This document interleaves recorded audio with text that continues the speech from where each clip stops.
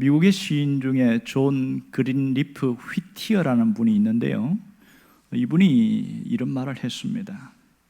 이 세상에서 말과 글로 표현할 수 있는 가장 슬픈 단어가 있습니다. 그것은 무엇을 했더라면 좋았을 걸 하는 그런 단어입니다. 정말 그런 것 같습니다. 우리는 살면서 뭘 하고 싶어 했고 또 하기를 원했지만 못한 것이 훨씬 많아서 아쉬워하며 살아갑니다.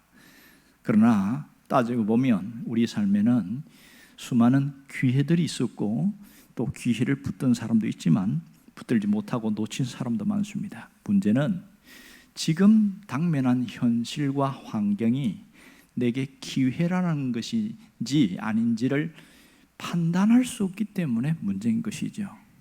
예를 들어서 땅값이 이렇게 천정부지로 오를 줄 알았으면 온 것을 다 팔아서 내가 땅을 샀을 텐데 그게 기회인 줄 몰라서 뒤늦게 땅을 추후회하는 일도 있지 않습니까?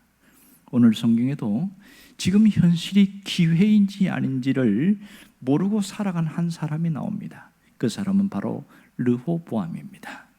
이 르호보암은 정말 하나님 앞에서 특권을 가지고 왕이 된 사람이거든요.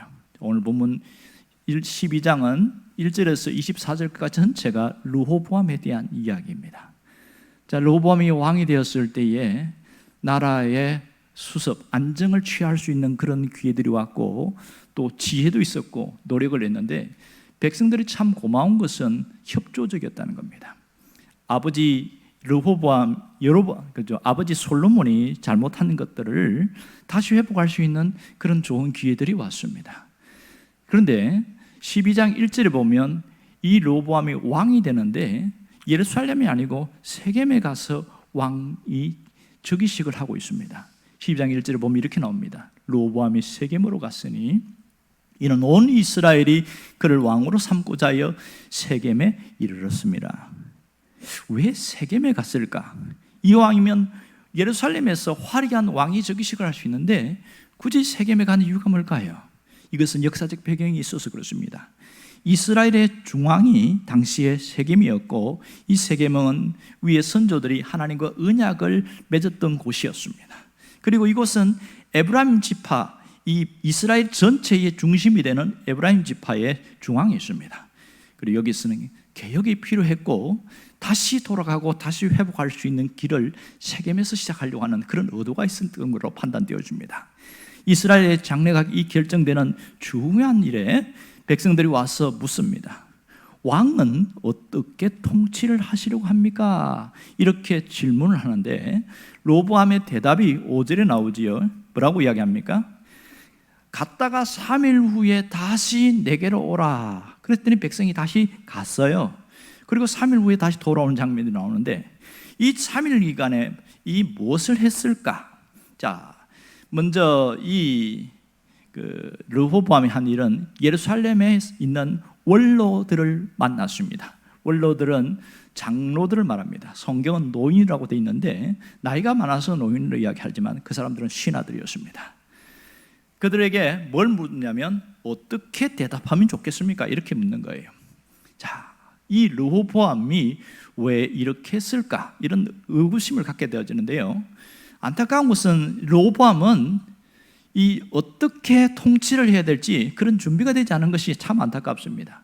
이스라엘 11지파가 와서 이 르호보암에게 요구하는 게 뭐예요? 과도한 것을 요구한 것이 아니고 아버지 솔로몬이 한 그 일을 좀 줄여주세요. 가장 단순했습니다. 여러분 12장 4절 말씀 함께 읽어볼까요? 다 같이 읽습니다. 왕의 아버지가 우리의 멍에를 무겁게 하였으나 왕은 이제 왕의 아버지가 우리에게 시킨 고역과 매운 무거운 멍에를 가볍게 하소서. 그리하시면 우리가 왕을 섬기겠나이다. 이 일들이 참 얼마나 소박합니까? 사실은 이것은 어려운 일이 아니잖아요. 여러분 이 말에 대답하기가 어려워요. 쉽단 말이에요. 그 자리에서 그래? 그럼 내가 그렇게 할게. 이렇게 할 수 있는데 이 르호보암은 3일 후에 대답해 줄게. 이렇게 말합니다. 그럼 여기서 이스라엘은 왜 왕에게 와서 이러한 질문을 했으며 왜 이러한 요구를 했을까요? 그것은 아버지 솔로몬이 너무 독재적인 지배를 했고 백성들을 너무 괴롭혔어요. 그래서 좀 이제 우리가 너무 살기 힘듭니다. 좀 완화해 주세요. 그렇게 하면서 뭐 후궁이 1000명이 되고 이렇게 하니까 그 아버지 때 있는 사람들도 살아 있을 거 아니에요. 그러니까 식탁을 준비하는데 얼마나 많이 힘들었고 여기저기서 성을 건축하는데 허리가 휘어질 것 같은 거예요. 얼마나 힘든지 몰라요. 우리가 알듯이 성전을 건축하는데 얼마 들었어요? 7년 걸렸죠. 그리고 왕궁들을 건축하는데 13년 걸렸습니다. 여기까지만 해도 20년이잖아요. 여기서 끝난 게 아니에요. 각자 전략적 요충지, 군사적 요충지를 성을 건축하는데 말이 있는 곳, 또 그다음에 전차를 놓는 곳, 무기를 위한 곳, 여러 곳에 건축을 하는데 이 솔로몬은 40년 통치 기간에 평생 동안 성을 건축한 거예요. 그런 백성들이 한마디로 죽을 지경이에요. 한 달에 노역을 어떻게 하냐면 한 달은 노역을 하고 2달은 집에 쉬고, 그러니까 석 달마다 노역하러 나와야 되는 거예요. 이게 사람이 농사도 지어야 되고 뭐 돈벌이도 해야 되는데 살 수가 있어야 말이지. 왜 이렇게 하냐? 우리가 국방이 튼튼해야 나라가 세워진다 이러면서 국방을 튼튼하게 하는 일도 했고 외교적인 일도 했고 참 잘했는데, 이 백성들이 요구한 것은 너무 살기 힘드니까 좀 완화해 주세요 이렇게 했어요. 르호보암이 어떻게 했어요? 7절에 보면 이렇게 나옵니다. 대답하여 이르되 왕이 만일 오늘 이 백성을 섬기는 자가 되어 그들을 섬기고 좋은 말로 대답하여 이르시면 그들이 영원히 왕의 종이 되리이다. 누구 한 말일까요? 이것은 그 당시의 원로 신하들, 장로들이 한 말입니다. 이 원로들은 다윗 시대에 있었던 신하들이었습니다. 그때는 아마 20대의 창창한 젊은이였겠죠. 성경을 이렇게 쭉 살펴보니까 아마도 이들 나이가 60 전후 된 사람들입니다. 그러면서 뭐라고 얘기하면 솔로몬의 통치가 너무 과도하다, 옳지 못하다는 거예요. 이스라엘을 하나로 모으려면 무역이나 건축하는 걸 좀 줄이고 하나님의 말씀과 백성들을 사랑하는 마음으로 섬기면 그러면 나라를 부국강병으로 세울 수 있습니다. 이렇게 얘기한 거예요. 그럼 르호보암은 이 원로들의 충고를 잘 들었을까요? 그렇지 않았습니다. 자, 문제는 여기서 왜 솔로몬의 통치가 문제가 되었을까요? 이것은 솔로몬의 범죄와 연결되어 있습니다. 이 솔로몬이 마지막 후반부에 가서는 우상을 숭배하고 그러면서 나라가 굉장히 문제가 되어졌죠. 이때에 하나님은 르호보암에게 이스라엘 다시 부흥시킬 수 있는 기회를 주었습니다. 만일 르호보암이 정신을 차리고 다윗과 같은 그런 통치를 했다면 이 여로보암이 아무런 힘을 쓰지 못했을 겁니다. 그러나 안타깝게도 이 르호보암은 원로의 말을 버리고 젊은 신학하는 말을 수용을 했습니다. 그들은 뭐라고 얘기하냐면 솔로몬 정책이 옳습니다. 솔로몬께서 그냥 채찍을 들었다면 왕께서는 전갈 채찍을 들으십시오 이렇게 이야기하는 거예요. 무슨 말이에요? 폭군이 되라는 얘기지요. 그러면 왜 이 젊은 신하들은 왜 이런 조언을 했을까요? 이들이 누구죠? 이들은 르호보암과 함께 자란 소년들입니다. 소년이라고 말하면 젊었다는 뜻이죠. 이들은 다윗의 집안 사람이에요. 그러니까 약하게 나가면 백성들이 왕을 우습게 볼 겁니다. 그래서 강하게 나가고 세게 나가야 됩니다. 그래야 복종할 겁니다. 이렇게 얘기했어요. 그 결과가 얼마나 참담한지 아세요? 16절을 보면 그 내용이 나와 있습니다. 같이 읽어봅시다. 온 이스라엘이 자기들의 말을 왕이 듣지 아니함을 보고 왕에게 대답하여 이르되 우리가 다윗과 무슨 관계가 있느냐? 이새의 아들에게서 받을 유산이 없도다. 이스라엘아 너희의 장막으로 돌아가라. 다윗이여 이제 너는 네 집이나 돌아보라 하고 이스라엘이 그 장막으로 돌아가니라. 이 안타까운 현실을 보십시오. 이스라엘이라는 것은 10지파가 다 돌아가고 나눠진다는 거죠. 그리고 유다 지파와 베냐민 지파만 나눠지는 이 사건이 나라가 둘로 쪼개지는 결정적인 일이었습니다. 너무나 쉽게 이런 것이 결정됐다는 것이 안타까운 일이지요. 이 엄청난 일이 왜 이렇게 쉽게 무너져 버렸을까요? 그것은 다윗 왕가가 하나님의 말씀을 버렸기 때문입니다. 하나님의 말씀을 버렸다는 것은 누구를 버린 것과 똑같은 거죠? 하나님을 버린 것과 같은 거죠. 그 증거가 뭐죠? 이 르호보암이 하나님 중심의 통치 철학이 없었어요. 온전히 인본주의적인 그런 모습으로 통치하겠다는 거예요. 여러분, 르호보암의 문제가 무엇일까요? 그에게는 두 가지가 문제였습니다. 하나는 왕으로서 준비가 되지 않았습니다. 왕이 되긴 했지만 어떻게 통치할 것인가 전혀 준비가 되지 않았습니다. 그래서 이스라엘이 와서 요구할 때에 3일간의 말미를 달라 이렇게 이야기했고, 누구를 찾아갔어요? 사람들을 찾아갔고 지혜를 구했습니다. 자, 지금 이 대면의 자리가 단순한 자리가 아니라는 걸 알아야 됩니다. 아주 중요한 문제고 결정적인 자리입니다. 여기서 어떻게 하느냐에 따라서 그 이후의 삶이 달라지는데, 이 르호보암 왕은 전혀 준비가 되지 않았어요. 어떻게 통치할지 준비가 되지 않아서 사람들에게 묻는 겁니다. 또 하나는 결정적인 이유가 문제가 뭔지 아세요? 하나님께 묻지 않고 사람에게 물었다는 겁니다. 이런 중요한 일에 대해서 하나님, 이들이 이렇게 요구하는데 어떻게 말을 해야 될까요? 이렇게 했다면 어떻게 될까요? 나라가 완전히 달라졌을 겁니다. 그러나 그는 그렇게 하지 않았습니다. 그의 할아버지 다윗만 보세요. 그는 다윗은 매사에 하나님께 물었어요. 하나님의 지혜를 구했던 거죠. 솔로몬도 마찬가지죠. 초기에는 일천번제를 드리면서 하나님의 지혜를 구하고 이들을 어떻게 통치해야 됩니까? 이렇게 물었어요. 그런데 왜 르호보암은 하나님께 묻지 않았을까요? 주석가들은 두 가지로 추측합니다. 하나는 그가 하나님을 알지 못했기 때문에 그렇다, 이렇게 이야기합니다. 근데 여기에서 반론을 가진 사람들은 아버지 솔로몬이 하나님을 섬기고 있었기 때문에 하나님을 모른다는 것은 말이 안 된다, 이런 얘기합니다. 두 번째는 하나님의 대답이 무엇일지 이미 예측하고 있었기 때문에 그것을 회피하려고 안 물었다, 이것이 아마 정답이 될 가능성이 많습니다. 정말 안타까운 것은 젊은 신하들, 함께 자란 젊은 신하들에게 가서 묻고 노인들에게 물었잖아요. 그런데 뭘 선택했어요? 르호보암의 마음에 맞는 말은 젊은 신하의 말이었습니다.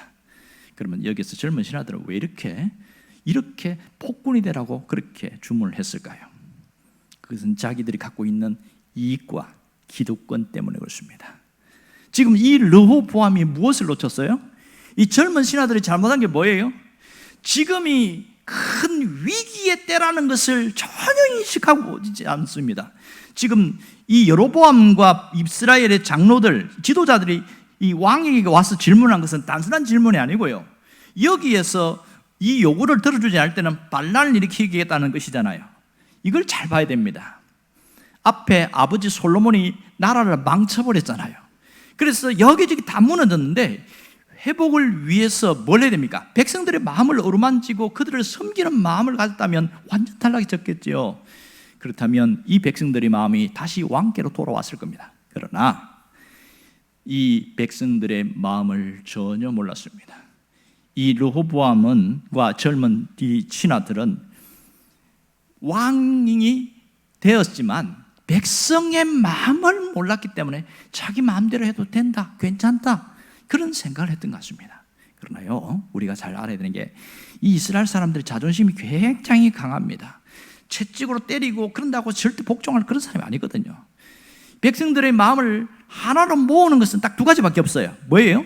하나님의 말씀을 가지고 가서 그들에게 전했을 때에 성품이 순해지겠죠. 또 하나는 왕이지만 겸손한 마음으로 그들에게 다가가고 낮은 마음으로 갔을 때에 그들이 자발적으로 복종했을 거란 말입니다. 이게 안타까운 사실이에요. 여러분 가만히 보세요. 이스라엘 백성들이 요구하는 게 과도한 겁니까? 절대로 그렇지 않습니다. 가만히 보면 이 이스라엘 백성들의 요구는 하나님이 원하시는 방법이었어요. 르호보암의 대답을 보면 정말 미련해요. 만일 이 여로보암이 반란을 일으키려면 처음부터 질문할 필요 없지요. 아예 솔로몬이 죽은 이후에 반란을 일으켜서 열 지파가 뚝 떨어져 나갔고 선을 그어버리면 끝납니다. 그런데 그렇게 하지 않은 것은 여기에는 하나님의 배려가 있었습니다. 이 르호보암이 깨닫지 못해서 그렇지 하나님이 이 나라를 위한, 나라가 쪼개지는 걸 원치 않는 그 하나님의 마음이 있습니다. 이 르호보암의 대답을 보세요. 겉으로는 백성을 위하는 것처럼 보였지만 어떻습니까? 자기 이속만 챙겼던 그런 안타까운 것을 보게 됩니다. 그러나 하나님은 끝까지 다윗 왕가를 놓지 않고 다시 회복하려고 하는 그 하나님의 중심을 여기서 봐야 됩니다. 뭘 했습니까? 한 번 더 기회를 주셨다는 사실이에요. 이미 우리는 성경을 통해서 이 솔로몬이 잘못해서 우상 숭배하고 그렇게 했을 때에 너 이후에 대해서 나라가 쪼개질 것이다, 이런 예언이 있는 거 알아요. 그렇지만 하나님은 그럼에도 불구하고 르호보암에게 한 번 더 기회를 주셔서 나라가 쪼개지지 않고 계속 유보할 수 있는 그런 기회를 주셨다는 사실을 우리가 여기서 집중해 봐야 됩니다. 이 르호보암의 안타까운 사실을 정말 가슴 아프죠. 오늘 우리에게 주는 신앙적인 메시지가 있습니다. 그게 뭔지 아세요?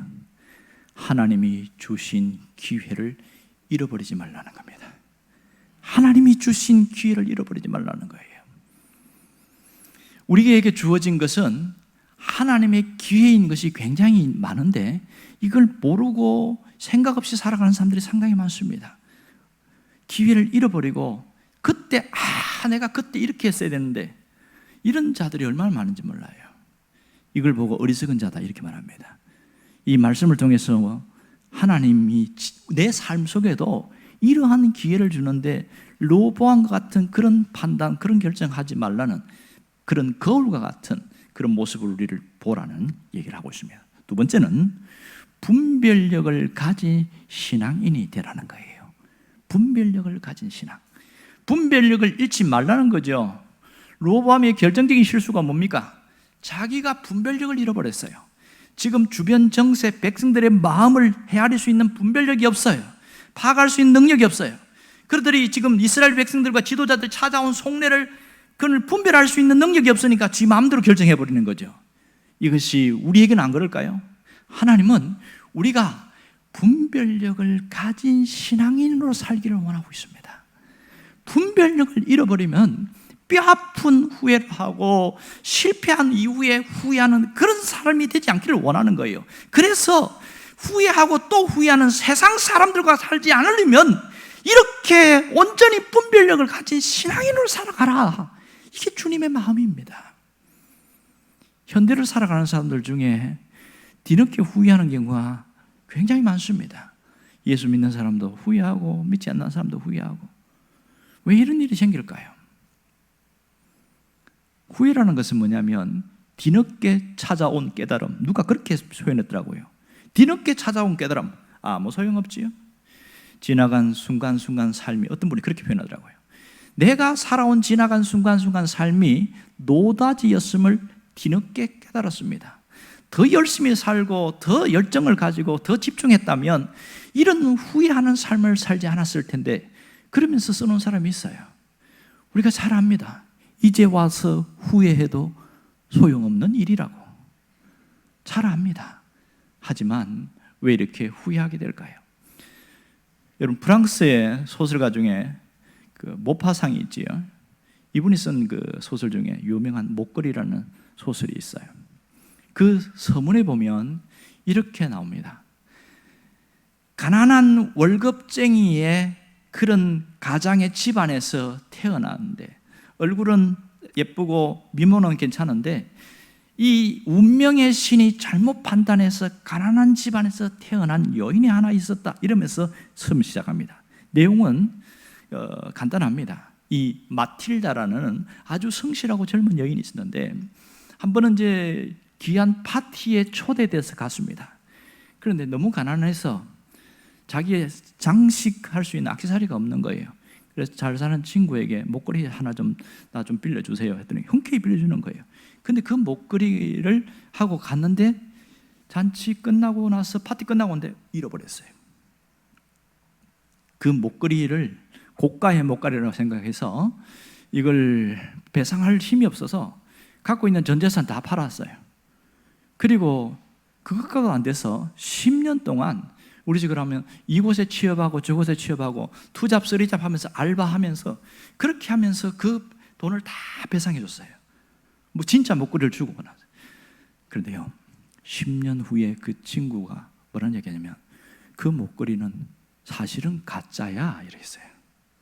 그때에 털썩 주저앉아 버렸어요.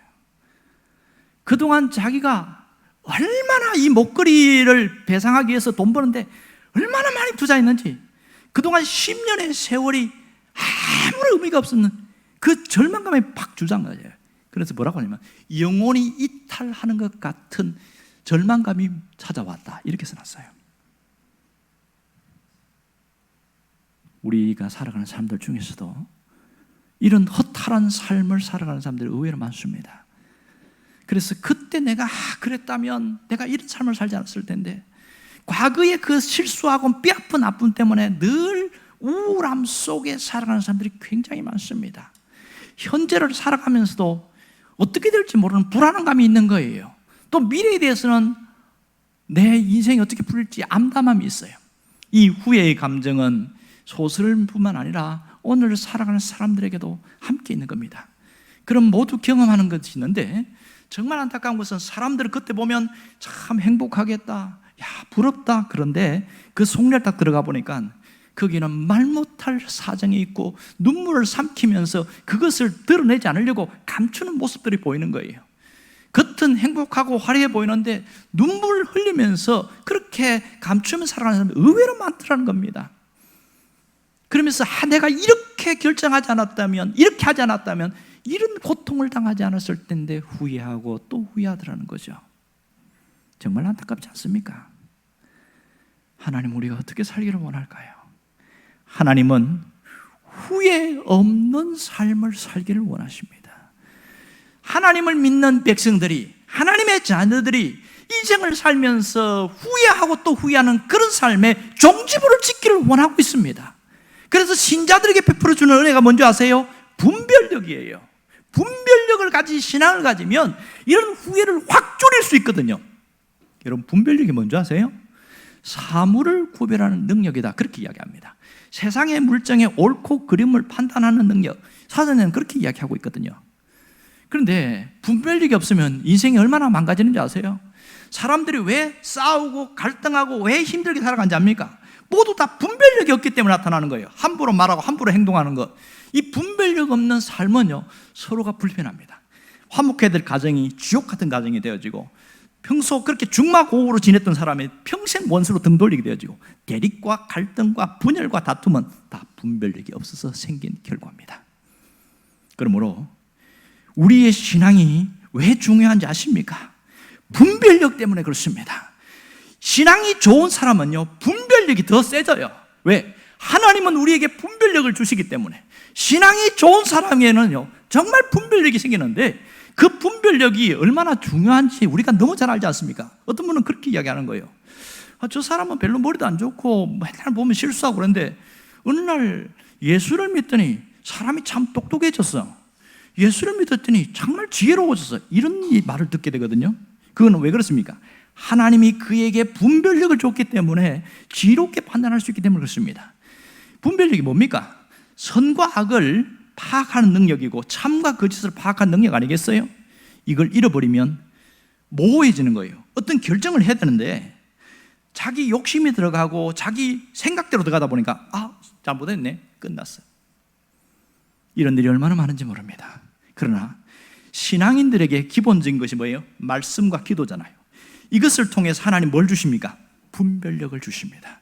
그래서 야고보서 1장에 보면 오죽 답답하면 너희에게 지혜가 부족하거든 후이되고 꾸짖지 않아야 하시는 하나님께 구하라 얘기했어요. 그 지혜는 분별력입니다.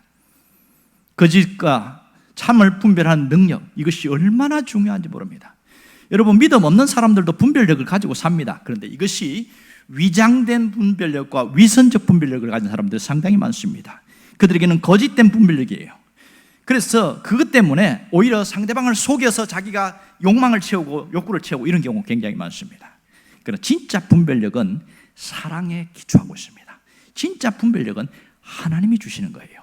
이 일을 먼저 해야 될지 나중에 해야 될지, 이것을 해야 될지 안 해야 될지, 이것을 잘 따지고 잘 파악하는 능력이 분별력인데, 정말 하나님 앞에 은혜로 사는 사람들에게는 갈수록 분별력이 좋아진다는 거예요. 이런 것들이 얼마나 우리 삶을 은혜롭게 하고 기쁘게 하는지 모릅니다. 그런데 안타까운 게 뭔지 아세요? 예수를 믿어도 여전히 분별력 없는 맹한 사람으로 살아가고 어리석은 사람으로 산다는 사실입니다. 왜 그럴까요? 분별력을 무너뜨리는 것이 있는데 그것이 불신앙입니다. 불신앙. 하나님을 믿지 못해요. 온전히 믿지 못해요. 그리고 조그만 일에 하나님께 시험에 들어요. 왜 그래요? 불신앙 때문에 그렇습니다. 그 불신앙도 내려가고 뿌리를 찾아가 보니까 안일함 속에서 내려오는 것을 그렇습니다. 안일함 속에서 시작되었어요. 신앙이 무너지는 것은 안일함 때문에 그렇습니다.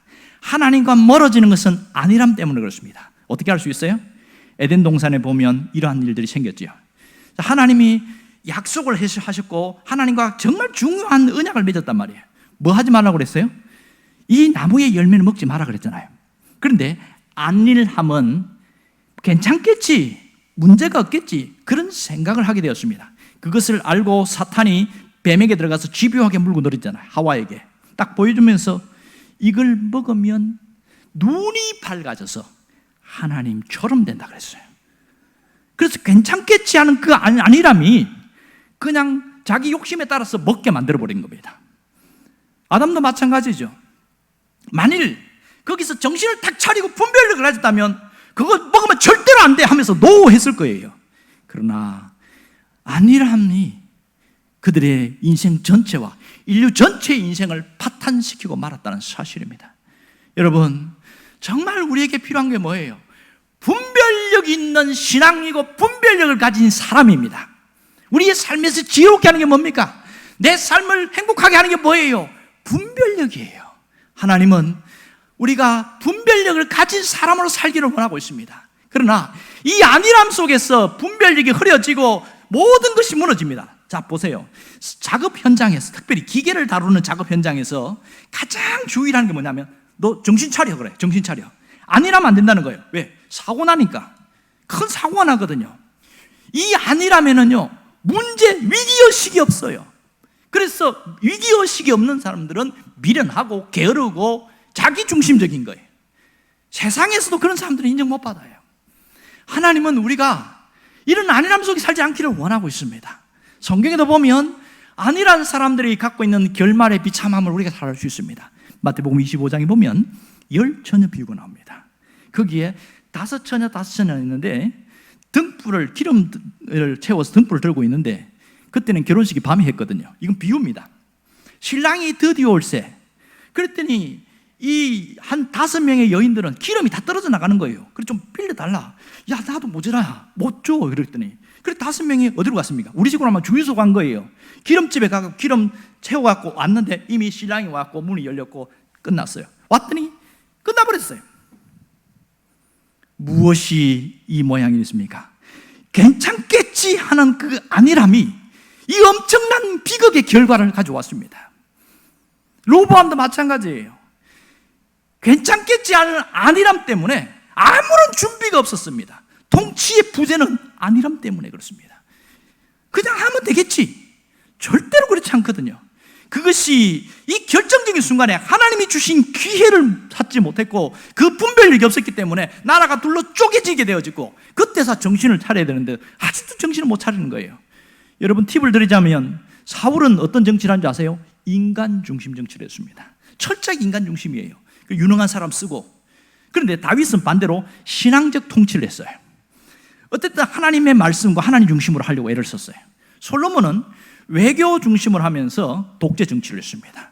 모든 사람들 자기 손안에 끌어모는 독재 정치. 그러니 사람이 살 수가 있어야지. 그래서 로보암에게 물은 거예요. 당신은 어떤 통치를 원합니까? 몰라. 왜? 준비 안 됐으니까. 이들이 와서 질문할 때는 지금 만일 잘못된 답이 나오면 그것들이 쪼개진다는 것을 모르는 위기의식조차도 없었던 거죠. 정말 안타깝지 않습니까? 여러분, 우리가 미련한 자가 되면 안 됩니다. 지혜로운 자가 되기를 바랍니다. 그러나 놀라운 건 뭔지 아세요? 하나님은 우리에게 다시 기회를 주고 계신다는 사실입니다. 그러므로 하나님이 내게 주신 기회를 잃어버리지 말라는 거예요. 하나님은 르호보암에게 기회를 주셨듯이 우리에게도 기회를 주고 있습니다. 제가 좀 전에 그런 얘기 했잖아요. 하나님의 예언이 있었어요. 솔로몬이 잘못해가지고 나라 쪼개진다고 얘기했어요. 그러면 아예 처음부터 탁 쪼개지면 되는데 그렇게 하지 않고 여로보암과 이 북이스라엘이 있던 이스라엘의 장로들이 와고 왕께서는 어떻게 하기를 원합니까? 이렇게 좀 완화해 주세요. 이거 굉장히 쉬운 거 아니에요? 오케이. 이랬으면 그 여로보암 카드가 폐기됐을 거예요. 나라 쪼개지는 일이 없을 거예요. 완전히 하나가 되어져서 정말 만일 르호보암이 다윗과 같은 그런 신앙, 하나님 중심 신앙적 통치를 했다면 다시 부흥의 역사가 일어났을 겁니다. 그러나 그는 돌이킬 기회, 일어날 수 있는 기회, 회복할 수 있는 기회 다 잃어버렸습니다. 우리도 마찬가지죠. 내가 살아있는 것은요, 하나님이 주신 기회입니다. 내가 건강한 것은 아직 하나님이 내게 기회를 주셨다는 거예요. 이 기회를, 하나님이 주신 기회를 잘 파악할 수 있는 지혜, 분별력이 있어야 합니다. 그것 우리가 죽은 이후의 삶도 그렇잖아요. 언제 기회가 있습니까? 살아있을 때만 기회가 있습니다. 살아있을 때 지옥 갈 백성이 천국을 할 수 있는 기회가 생깁니다. 그러나 죽어버리면 끝난 거예요. 내가 지금 건강하고 아직까지 살아있다는 것은 하나님이 내게 기회를 주셨다는 겁니다. 무슨 기회? 돌이킬 기회, 일어날 수 있는 기회, 회복의 기회를 주셨다는 거예요. 그러면 우리가 어떻게 해야 됩니까? 말씀을 들을 때에 말씀에 적극적으로 반응할 수 있어야 됩니다. 여러분, 말씀을 들으면 두 가지 반응이 있는 거 아세요? 하나는 찔리는 사람이고요, 또 한 사람은 위로가 되는 사람이 있어요. 말씀을 똑같이 들었지만은 성경에 보면 말씀이 찔렸을 때도 반응이 두 가지 나타나는 거 아세요? 하나는 내가 어떻게 해야 될까? 가슴에 찔려서 회개하는 마음이 생기는 사람이 있는가 하면, 어떤 사람은 강팍해서 대적하는 사람이 있습니다. 오늘 나를 치려고 작정을 했구만. 내가 지나보자. 사도행전 2장에 보면 베드로가 설교했을 때에 형제들아 우리가 어찌할꼬? 그래도 회개하면서 엄청난 변화가 일어났잖아요. 그런데 사도행전 7장에 보면 스데반이 설교했을 때에 그들이 마음이 완악해가지고 돌로 들어서 스데반을 쳤어요. 강팍해가지고. 여러분, 찔린다고 다 나쁜 게 아니에요. 그것은 하나님이 우리를 돌이키게 하려는, 우리를 회복하게 하려는 하나님의 강력한 메시지가 있다는 걸 알아야 됩니다. 찔릴 때 어떻게 돼요? 적극적으로 반응해야 되는 거죠. 아멘 하고 하나님 내가 이렇게 할게요. 그러면 삶이 회복되어져요. 그러면 달라집니다. 내일이 달라지는 거예요. 우리가 오늘 여기서 무슨 결단을 해야 합니까? 무슨 결단을 해야 돼요? 하나님의 말씀대로 살아가겠다는 신앙적 결단이 있기를 원합니다. 말씀 안에서 살겠다는 신앙적 결단이 있기를 원합니다. 여러분, 신앙생활이 그렇게 복잡하고 어려운 게 아니에요. 아주 간단합니다. 내 신앙 온전히 지키면서 주님 붙들고 끝까지 살아가리라. 끝! 그거보다 더 큰 게 어디 있겠어요? 세상은 변질되어도 신앙은 변질되면 안 됩니다. 이 순수 신앙, 열정을 다시 회복하고 나가는 것이 얼마나 중요한지 몰라요. 그럼 이게 어렵습니까? 안 어려워요. 먼저 하나님을 찾고 먼저 하나님께 물으면 됩니다. 사람을 의지하지 말고 하나님을 의지하면 됩니다. 이게 하나도 안 어려워요. 르호보암과 반대 행동하면 다 맞아요. 그는 하나님 찾지 않고 사람 찾았습니다. 그것도 지 입맛에 맞는 사람의 그 조언을 듣고 결정해버렸어요. 여러분, 내 신앙 온전히 붙들고 살아가면 우리의 삶은 열립니다. 우리의 삶은 회복 역사가 있습니다. 앞길이 열립니다. 여러분이 온전히 하나님의 말씀과 함께 신앙으로 승리할 수 있기를 주의 이름으로 축원합니다.